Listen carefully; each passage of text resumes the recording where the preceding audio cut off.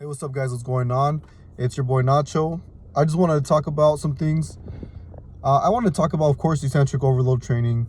I wanted to talk about some myofibral hypertrophy and sarcoplasmic hypertrophy. And I just don't know why everybody is confused on how to grow muscle.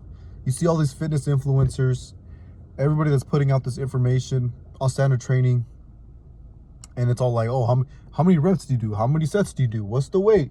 What's this? What's that? And no one in this industry is like, you know what? Maybe you should damage your muscle fibers. It's common sense. Think about it. You cause muscle damage. They repair and remodel. You have to stay in a positive nitrogen balance. You have to eat a sufficient amount of animal protein to support that muscle growth. And your muscle fibers come back denser, stronger, and bigger than last time, and they are adapted to that previous exercise you just gave it, right? So then you have to go harder. You have to go harder and harder. You have to add more weight or add more sets. You have to do something your muscles are not accustomed to. It's just common sense. It's just common sense on how to build your myofibrils. But everybody gets confused because you have sarcoplasmic hypertrophy as well that goes along with it. So when all these scientists, these people with PhDs are doing studies, and they're like, oh, high volume with slow eccentrics, blah, blah, blah, is what builds your muscle. It's like, yeah, it builds muscle. It's a blanket term for two types of hypertrophy, your sarcoplasmic hypertrophy and your myofibral hypertrophy. Are they differentiating between the two muscle growths? No, they're not. They're just saying muscle growth. That's all they're saying. And so that's why everybody is confused on how to actually grow muscle. But it's actually common sense. If you just step out of this industry, just step out of all the information that you're getting, and then you just use your brain, you use common sense, like on what actually builds muscle, you'd be like, that makes a lot of sense, right? And then you learn the concentric and the eccentric phase of the lift, and you learn on what actually damages muscle. It's going to be the eccentric phase because you are stretching the muscle fibers under a heavy load. It's going to cause muscle damage. You just use your brain. And then if you're doing the concentric, you're shortening the sarcomeres, but it doesn't cause muscle damage because you're shortening it. You're not putting any strain on it. It's just all force production. The concentric phases, if you were to only do concentric, it's actually associated with a loss of sarcomeres. That's not what you want. When you do eccentric overload training, it's actually associated with sarcomere damage, disruption, results in increased sarcomeres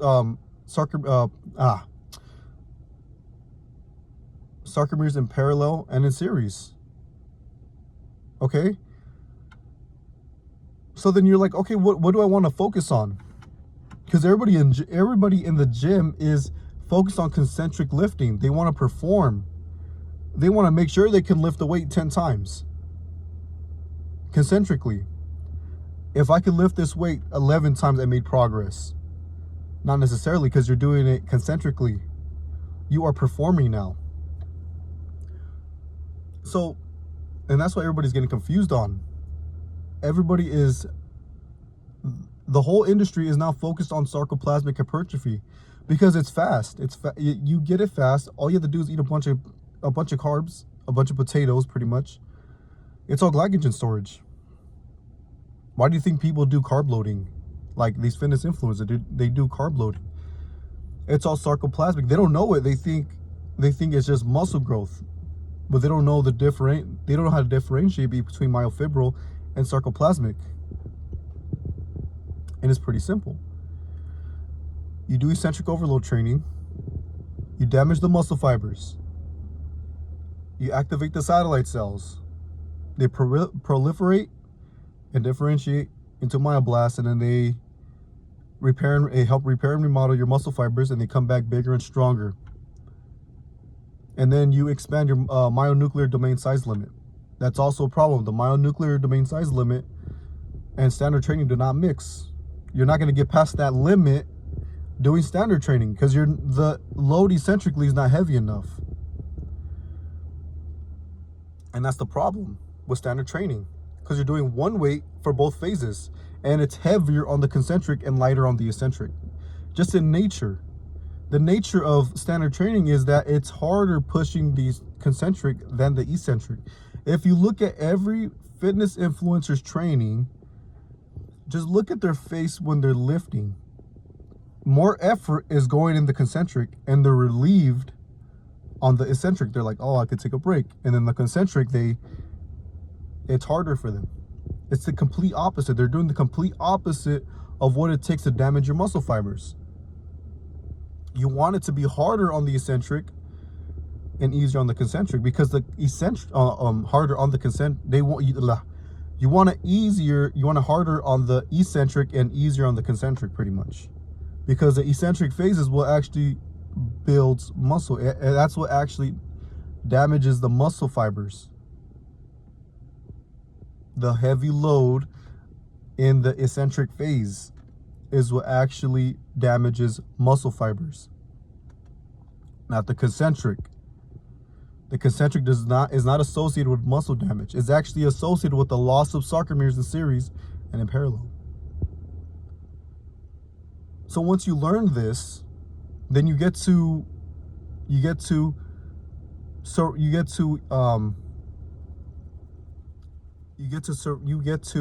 change your program. You get to change your training and have it evolve around muscle damage. And then you start looking into, okay, what actually causes muscle damage? And then you get to look outside this fitness industry and see that everybody's training is just concentric lifting in different variations. You just have to use common sense. Use common sense and actually use what science says. Yes, these people are doing studies, or, oh, this is scientific, but it's on the wrong hypertrophy. They're not differentiating between myofibral and sarcoplasmic. Use what science actually says. You damage muscle fibers, you activate satellite cells, donate their myonuclei, expand the myonuclear domain size limit, your muscles repair and remodel, they grow bigger and stronger. Your myofibrils, they adapt to that previous stimulus you gave it. Now you have to go harder. Now you have to do something your muscles are not accustomed to. Adding weight or adding sets, duration. That makes a lot more sense, and it's more simple than what this fitness industry is giving you. They're complicating it. They're making it hard. What do I do? How many sets? How many reps? If I do this, blah, blah, blah. That's not what you want to do.